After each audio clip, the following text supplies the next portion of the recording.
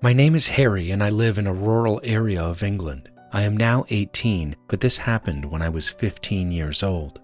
I have a group of friends I've had for many years, dating back to preschool. I'll call them Luca and Tommy for privacy. Tommy and I live in a small village where we went to school and have spent our whole lives. It's a quiet village with mostly older people, so everyone our age naturally became close friends. Luca lived on a farm not far from the village and went to the same primary school.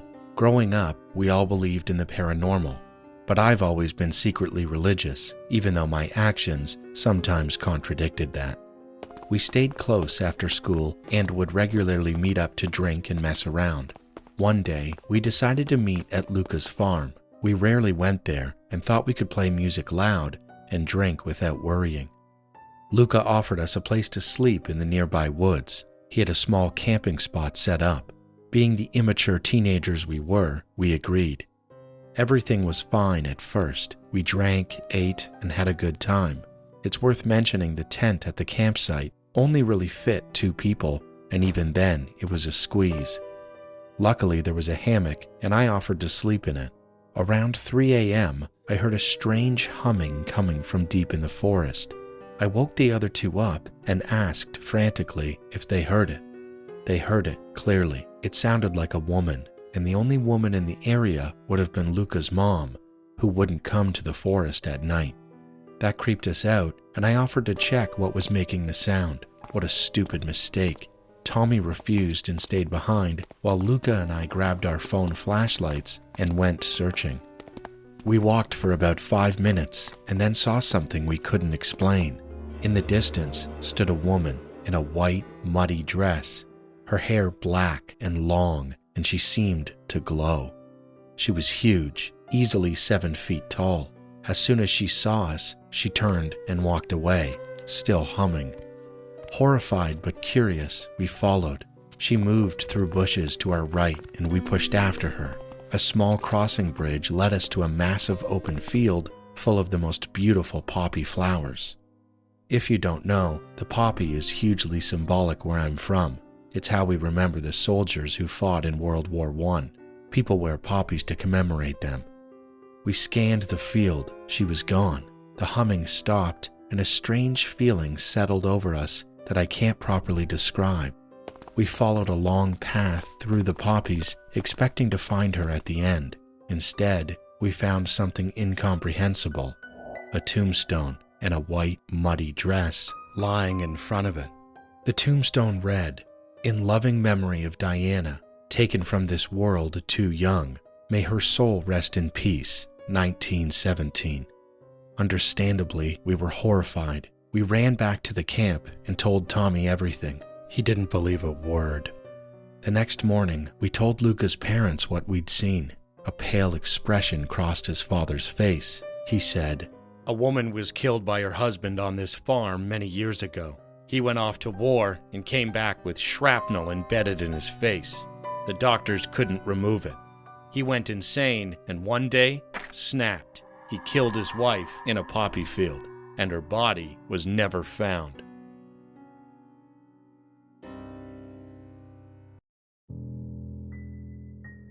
My name is AK. I'm 20 years old now. I was 9 when this incident happened.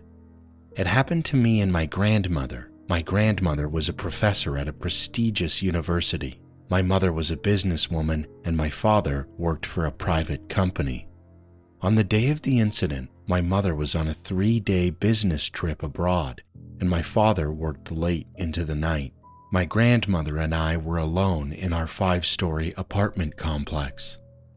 One evening, my grandmother came home from college holding a large hilsa fish in her hand. It was my favorite fish, so I was excited, but she looked nervous.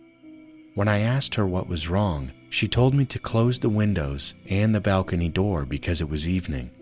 About an hour later, I smelled the fish frying in our kitchen.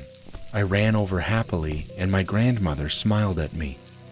As we talked, she noticed a few pieces of fish missing from the plate beside her. She knew I hadn't taken any because I was standing right next to her. She said nothing, but the strange thing continued. Each time she glanced at the plate, more fish would disappear. She waited to see what would happen, and what happened next still makes me cry with horror. A truly black hand, a disgusting hand with dark hair, came through the kitchen window and took a piece of fish. My grandmother immediately began praying and yelled for me to leave, but I was frozen with fear. Tears ran down my face. Living on the 5th floor, I knew that hand could not be human. I began having trouble breathing, like something was suffocating me. My grandmother screamed at the black entity and asked it what it wanted. The black hand pointed at the fish. My grandmother decided to give it a piece, but she also knew that if she gave it what it wanted, it might never let go. So she moved closer to the hand, holding the fish, and instead of handing it over, burned the entity's hand with a pair of cooking tongs. A loud, inhuman scream rang out, and the hand flew back out the window. My grandmother recited prayers and shut the window. After that, I fainted. When I woke up, I was in the hospital. My grandmother, my mother, my father, and a nurse stood around my bed. My family was crying. My mother had returned home from abroad quickly. She said that as soon as I fainted, my fever spiked. I was shaking and foaming at the mouth. My grandmother had called the neighbors and taken me to the hospital. The doctors struggled to bring my fever down. I was unconscious for 3 days. Thankfully, I recovered, but that incident is still unforgettable. Hello, I'm a 16-year-old girl living in a small village in Norway. About 2 years ago, my mom, my dog, and I moved into an old house. The townspeople called it a haunted house, but we didn't care. My mom didn't have much money, the house was cheap, and most importantly, we didn't believe in the supernatural. One morning, my mom left for work, leaving me alone with my dog while I got ready for school. I'm a pretty lazy kid and not much of a morning person, so instead of rushing, I usually sat in the bathroom with my dog and watched YouTube. I was sitting on the floor, cuddling her, when suddenly the room felt ice cold. That was strange, because the bathroom was normally the warmest room in the house, thanks to the underfloor heating. A chill crawled across my skin as I hugged my dog tighter, and then I felt it. The overwhelming urge to look into the hallway, like someone unseen was watching me. My dog felt it too. Her ears perked, and she began to growl. I slowly lifted my eyes, and that's when I saw it. A 6-foot-tall, white, shadowy figure floated toward me. I froze. My arms locked around my dog. Her growls turned into whimpers, and hot tears stung my eyes. The figure drifted closer and closer until it stopped right in front of the bathroom door. It lowered its head as if staring straight at me, then slowly turned and floated directly through the locked laundry room door. I sat there trembling, unable to move. It felt like hours before I finally gathered the courage to get up. I clipped on my dog's leash and bolted out the front door, running straight to my grandmother's house down the road. When I told her what I'd seen, she just gave me a confused look and laughed. That night, I tried to brush it off. I crawled into bed, ready for sleep, when I heard it. A knock at my window. My bedroom was on the 2nd floor. Unless someone had climbed the wall, there was no way anyone could be knocking. I hesitated, then peeked out the window. Nothing. The dark stared back at me. Terrified, I ran to my mom's room. She was asleep, but I shook her awake and begged to sleep beside her. She didn't ask questions, she just let me. But that was only the beginning. Over the next few weeks, strange things kept happening. Paintings slipped from the walls, footsteps echoed in empty rooms. And one night, while my mother and I were sitting in the living room, a knife lifted off the kitchen counter and dropped onto the floor. That was it. My mom had enough. We packed up and moved into my grandmother's house. She welcomed us without hesitation, and we stayed for 6 months until we found a new home. Now, we've been here for 7 months. Nothing strange has happened since. At least, not yet.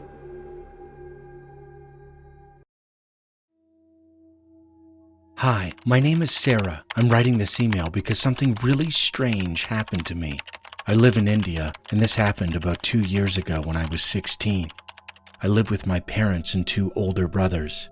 In our neighborhood, there are only about 10 houses built in the same style, 2-story houses. My parents and I sleep on the first floor, and my brothers sleep on the second. So it was just like any other morning. I woke up and my mom and older brother, Ali, were talking in another room. They were loud, but I didn't really pay attention. I was brushing my teeth and getting ready for school when my brother came into my room and jokingly said, "Want to see a ghost? Come here." I was so confused and a little creeped out. He walked to my parents' room and pointed to the window. "Look."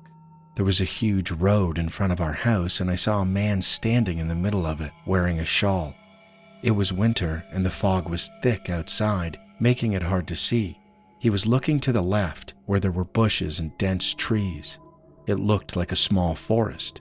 My mom was terrified, having never seen him in our neighborhood, but I thought he was waiting for someone.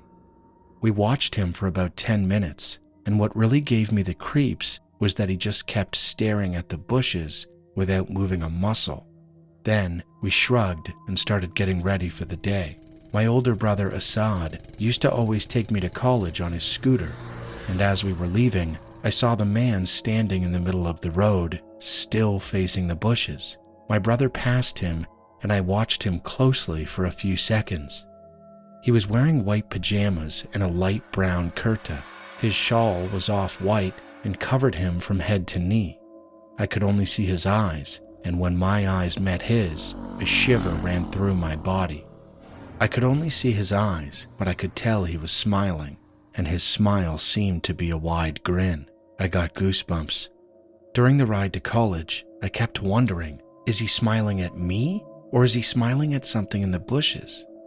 Once I got there, I quickly forgot about it and focused on my day. I left the university around 3 p.m. and rode home on a 3-wheeler, a vehicle similar to a taxi. I was on my phone the entire ride, and as I neared home, I thought of the man. I looked outside and saw the same man still standing there in the same position. The thought of him standing there for 8 hours in the winter without moving a muscle was mind-boggling. I was horrified. The driver was driving in the opposite direction, so I couldn't see his face, only his back. I wondered if he was still smiling. I went home, ate, and slept. I woke up around 10 p.m., the time my dad usually gets home from work. My mom and I were talking about the day, and I had completely forgotten about the man. Then my dad arrived and told my mom he had been standing there since morning. I ran to the window, and sure enough, he was there, staring at the bushes, not moving a muscle. Before coming home, my dad went to the man and asked him why he'd been standing there all day, but he didn't say anything. We were all so confused as to why he'd been standing there all day, especially in the winter. After dinner, before bed, my dad told us to lock all the doors and windows. He didn't usually say that, so I figured it was about the man. I locked everything and double-checked to see if he was still there, and to my surprise, he was. We went to bed, and the next morning, I was eating breakfast and watching TV when I suddenly remembered the man. I looked out the window, and he was gone. He hasn't been seen since. We were all horrified by it, but after a few days, we all collectively forgot about it. I asked countless questions like, why was he standing there? Why was he staring at the bushes? Was there something in the bushes? But we never got any answers, and the man standing outside still remains a mystery. It was a normal, cool evening. My mom and I were heading to Kohl's to buy some new clothes for me since I had outgrown my old ones. We walked in, and at first, nothing seemed out of the ordinary. At one point, I grew bored of looking at clothes, so I told my mom I was going to explore the store on my own. She nodded and told me to stay close. As I wandered off, I noticed a woman. She was dressed in all black with long black hair, and she was staring right at me. Her eyes were wide open, black eyeliner streaked down her face. Her eyes were so wide it looked unnatural. A wave of fear hit me. I frantically looked around for my mom. When I couldn't find her, panic started to set in. Then I turned back. The woman was even closer, smiling, that same unsettling, creepy smile. I was so scared I couldn't even think straight. I didn't have a phone, so there was no way to call my mom for help. Thinking quickly, I darted into the clothing racks, trying to hide. Then a hand grabbed my shoulder. I stifled a scream and spun around. It was my mom. Relief washed over me, even as she scolded me for running off, but her words barely registered. My mind was locked on the woman. The woman could still be out there, watching, waiting. Then, my mom's tone shifted. Her face grew more serious. She asked if I had seen a woman with long black hair and wide eyes. My heart skipped a beat. She had just described the exact woman I'd seen. I told her yes, that I had seen her, and that I was terrified. My mom nodded. She quickly paid for our things, and we left. Nothing happened after that, but the image of her never left me. Her eyes, her wide smile, even now, it still gives me chills. My name is Zama, and I'm from South Africa. In August of 2024, something terrifying happened to us. I live in a 2-bedroom apartment in a block of flats with my 9-year-old daughter Coco. One Sunday at 2:30 a.m., we were fast asleep with all the lights off, as we usually are. Then I suddenly woke up to the sensation of someone reaching for my tablet right beside me. At first, I thought it was my daughter Coco. She often grabs the tablet when she can't sleep. But then I realized something was very wrong. There was an unknown man in our apartment. I'm a light sleeper, especially where my daughter is concerned, so I screamed as loud as I could and grabbed him. I think my sudden reaction made him freeze for a moment.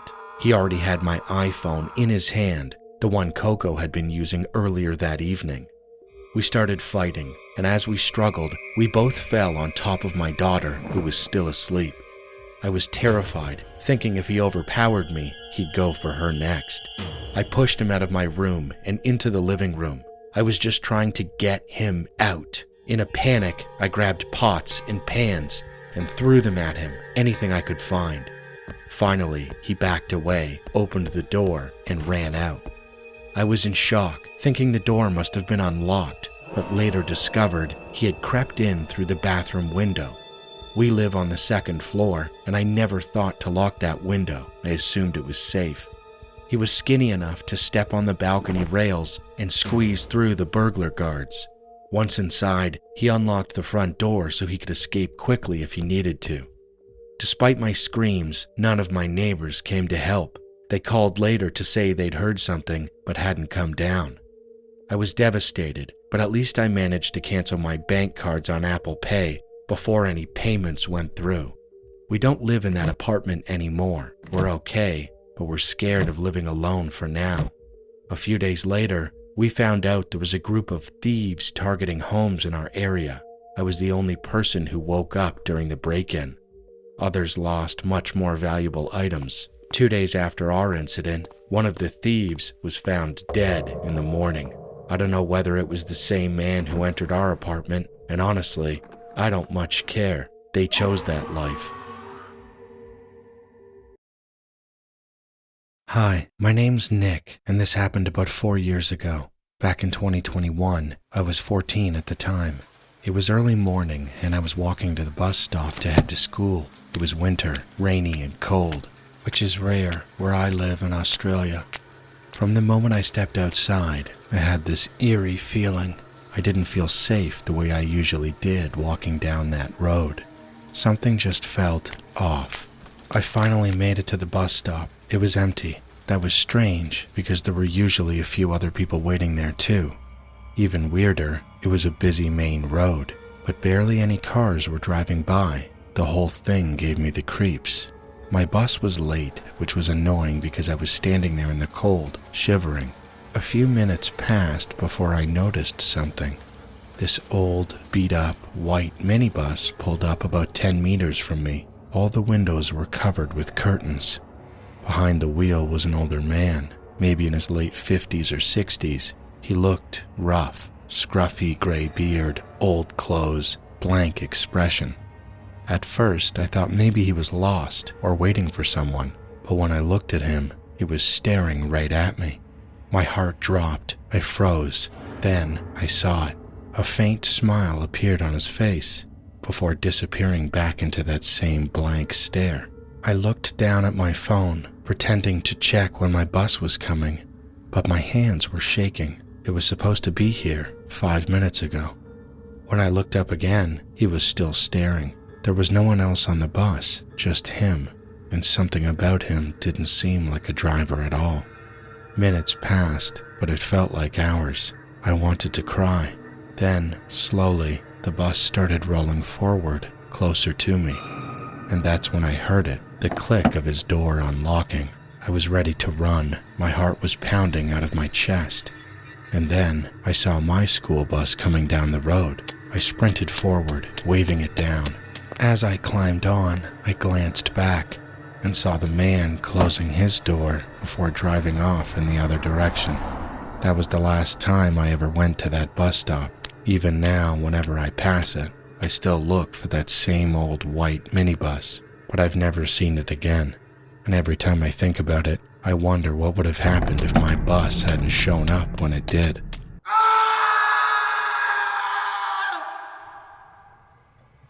It was a hot summer day in Northern Virginia, and because of COVID, our parents didn't let us see each other very often. But we begged, and eventually they gave in. We met in Sanvi's backyard, along with our friend at the time, Mia. All three of us brought our favorite stuffed animals and toys. I brought my teddy bear, and being kids with wild imaginations, we decided to take care of it like it was real. We made it a little bed, we fed it food, and spent hours just pretending and playing. After about an hour, we decided our teddy bear was hungry again, so we started looking for plants to feed it.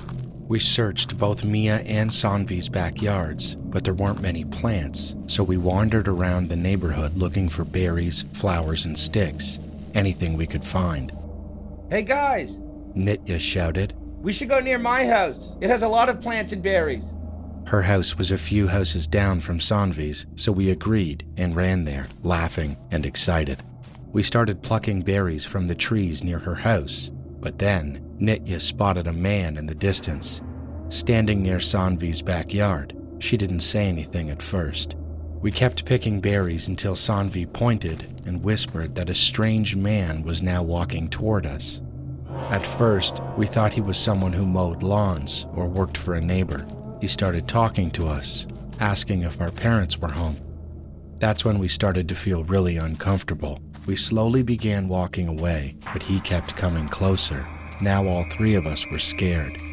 We turned and started running back toward Nitya's house. Sanvi looked behind us and saw the man following, his pace getting faster.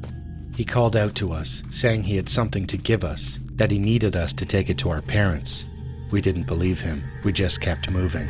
But Maya, being the youngest, slowed down, and then she stopped. The man reached out, almost grabbing her arm, but Nitya and Sanvi tugged her away just in time. We sprinted to Nitya's house, our hearts racing. Nitya was the last to go inside, and as she turned to close and lock the door, the man was gone. He had disappeared. We didn't tell her parents about it. We didn't want to worry anyone. After all, maybe he just wanted to talk to our parents. About a half an hour later, we went back outside, assuming it was safe. We returned to Mia's backyard and started playing again with the teddy bear. But then, Mia's dad came rushing down the stairs, his face pale, his voice frantic. Did you guys see a man lurking in our backyard?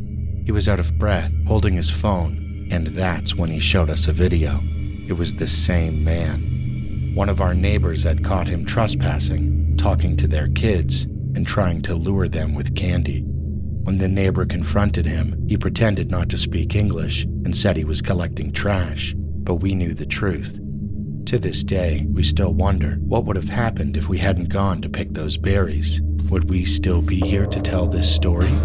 Would he have done unimaginable things to us?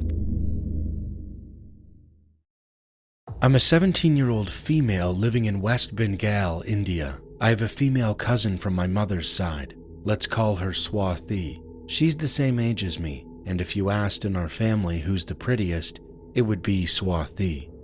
The story takes place last year, and it still haunts me. You know nowadays kids are heavily addicted to cell phones, right? I won't say I'm not one of them, I am. But Swathi had an extreme and unhealthy obsession with hers. In fact, she was spoiled. You see, we come from an upper-class family. We don't live in riches. Plus, at the age of 17, maturity develops and we know when to stop whining and demanding like a brat. But Swathi didn't. She was a spoiled princess. She would constantly demand super expensive things, and if she didn't get them, she would threaten people with a knife, sometimes even her own parents and friends.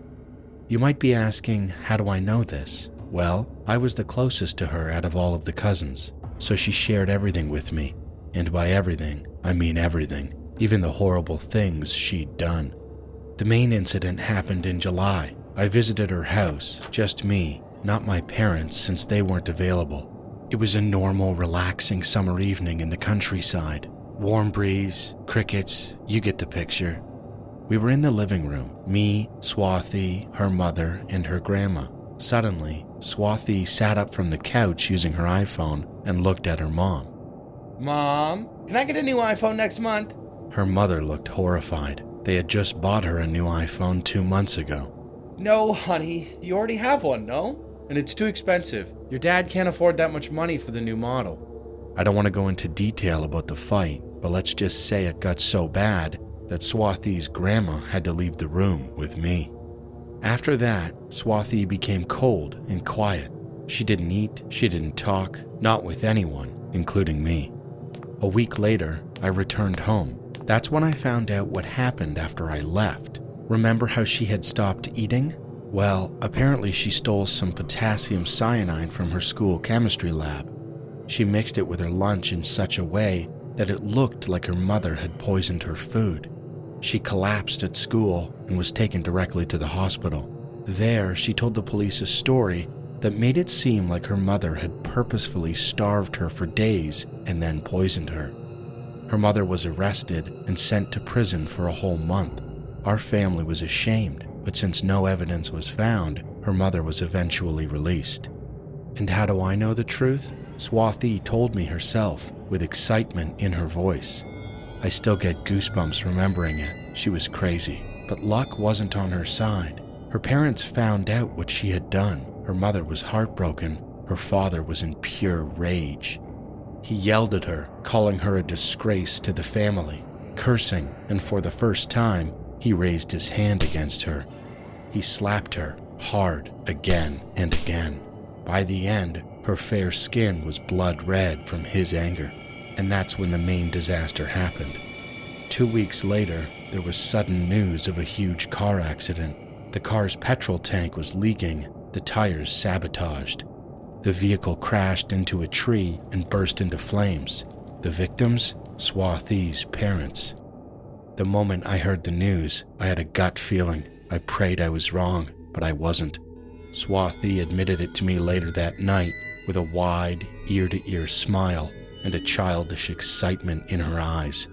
She tampered with the car. She killed them. I felt sick. I wanted to cry, to vomit. I couldn't sleep that night or for the entire next month. All this just because her parents refused to give in and to buy her a new iPhone. No investigation was done. The police ruled it a simple road accident, but it was far from simple. Now, my cousin has moved to South Korea to live with her distant grandparents. I've cut off all contact with her. I may not like her anymore, but I once loved her as my own sister. I didn't want her to get in trouble, but after everything, I only hope she gets the medical help she needs in her new home. One day, I was on duty as a fitness coach for my 360 fitness company, which partners with a call center agency called TELUS International in Iloilo, Philippines. My shift started at 6 a.m. and ended at 3 p.m. I woke up early, made breakfast, prepped my lunch, took a bath, changed into my work clothes, and headed straight to a nearby jeepney stop. I rode a jeepney toward my workplace, located on the 15th floor of SM Strata.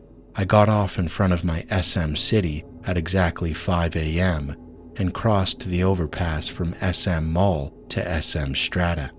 Once there, I took the elevator from the lobby up to the 15th floor. After arriving, I signed the attendance logbook at the security desk and used my access card to enter the workplace. When I got to the fitness gym, I noticed something strange. The smart TV was still on. I asked the security guard about it because the TV should never be left on overnight. I messaged our group chat asking the coach from the previous shift if he might have forgotten to turn it off. He replied almost instantly, saying he had definitely turned it off before leaving. Then the security guard came back, his face pale. He told me they had checked the CCTV footage and the TV had turned on by itself. I was speechless. The smart TV required someone to physically press a switch located behind it to turn it on. It made no sense. Still, I tried to shake it off and continue my morning routine. Before my shift officially started at 6 a.m., I decided to squeeze in my own workout. It was leg day. Smith machine barbell squats, deadlifts, Romanian deadlifts, Bulgarian split squats, and dumbbell calf raises. After my workout, I stretched, then headed to the shower room to freshen up. I was drenched in sweat. As the water ran over me, I suddenly heard a faint sound. Psst. I froze. I knew for a fact I was alone in the gym. I tried to brush it off. Maybe it was just a pipe or the sound of water. But then I heard it again, louder this time. Psst! My heart started pounding, and then I heard it, a deep, demonic voice calling my name. Christian! I panicked. I rushed out of the shower, water still dripping from my hair, grabbed my clothes, and threw them on as fast as I could. My hands were shaking. When I sat down at my desk, trying to steady my breathing, I kept telling myself it was all in my head, just stress, just exhaustion. But at 6 a.m. when clients started arriving, one of them, someone I was close to, noticed how pale I looked. Are you okay, Coach? He asked. I hesitated before answering. No. Do you think there are spirits in this place? He didn't even hesitate. He nodded. Technically, yes. After a call center employee died of a heart attack here, people say her spirit still roams the building. The workplace was never blessed by a priest after she passed. People have reported strange things. Doors opening, equipment moving, hearing voices. He leaned in closer. I've experienced it too. One time I was lying down doing crunches when something grabbed my leg, but when I looked up, there was nothing there. He stared at me with a serious expression. Be careful, Coach. I sat there in silence, chills crawling up my spine. That night replayed in my mind over and over again. If that spirit really is still here, will it come back for me? I rented an apartment when I was 24. It was cheap, but I liked it. My first time living alone, and I was excited. The building was 6 stories high, with more than 10 households, but strangely, it was always quiet. I rarely saw any of my neighbors, and when I did, they never looked at me. They just walked past me like I wasn't there. Something about it felt off. One day, I was heading out to the supermarket, walking down the hall, when I noticed one of the apartment doors was slightly open. Out of curiosity, I peeked inside. There was a large group of people sitting around a long table eating. It was dark inside, no lights, no sounds, just the faint clicking of dishes. Every window was covered by thick curtains, and the whole place looked like it was drenched in shadow. Before I could process what I was seeing, the door slammed shut right in my face. I jumped, but brushed it off, thinking maybe the wind caught it. I went to the store, bought what I needed, and then came back. When the elevator doors opened on my floor, I froze. There was a crowd of people standing right in front of me. Their faces were pale, their expressions blank, but their eyes, they were angry. They just stood there, staring. None of them moved, none of them spoke. The silence felt suffocating. Then one of them leaned in close and whispered, "Invite us." His voice was so quiet it barely sounded human. I forced a nervous smile and tried to squeeze past them. As I did, a horrible stench hit me, something foul and rotten, and I nearly gagged. When I turned around, the elevator doors closed behind me, and they were gone. That uneasy feeling stuck with me all night. A few days later, I came home from work to see police cars parked out front. Officers were standing near an apartment door, the same one I had peeked into. One officer stopped me and explained what happened. The man who lived there hadn't paid rent for weeks. The manager tried knocking, but there was no answer, only a terrible smell coming from inside. When they broke the door open, they found a pile of shoes in the entryway, far too many for one person. Inside, there were clothes scattered everywhere, shirts, pants, coats, laid out as if people had vanished right out of them. In the middle of the room was that same long table, covered in food, rotten food, mold growing on the plates, but there wasn't a single person in sight. On the wall, written in large red letters, were the words, "Thank you for inviting us." The tenant was never found. I didn't know his name or his face, so I couldn't help the police. But every time I walk past that apartment door, I still wonder, who were those people I saw eating in the dark?